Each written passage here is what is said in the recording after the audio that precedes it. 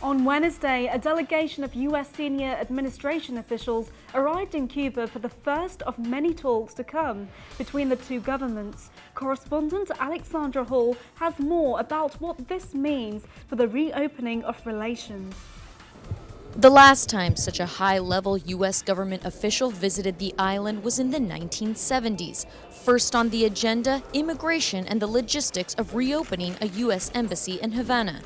In his State of the Union address on Tuesday, President Obama congratulated his administration for making history. When what you're doing doesn't work for 50 years, it's time to try something new. The U.S. Departments of Commerce and Transportation recently made it possible for certain types of travel to Cuba. New regulations will ease telecommunications business there, but real change has yet to come.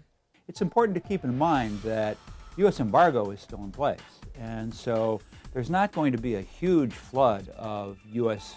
trade or any U.S. investment. That's all still illegal. Illegal and, according to activists, unproductive.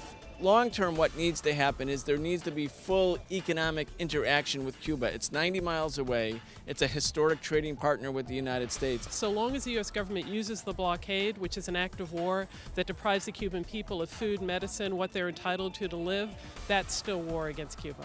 But matters of foreign policy only go so far without congressional approval.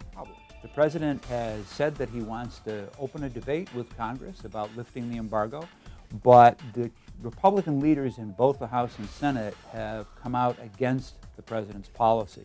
So I don't think they're going to allow legislation to lift the embargo to get to the floor of either the House or Senate. The current round of diplomatic talks will continue until Thursday. Meanwhile, 6 in 10 Americans say that they support ending the blockade, while for Cuba, 3 priorities remain: getting rid of Guantanamo, lifting the embargo, and making sure that Cuba is removed from the U.S. state sponsors of terrorism list. In Washington, I'm Alexandra Hall for Telesur.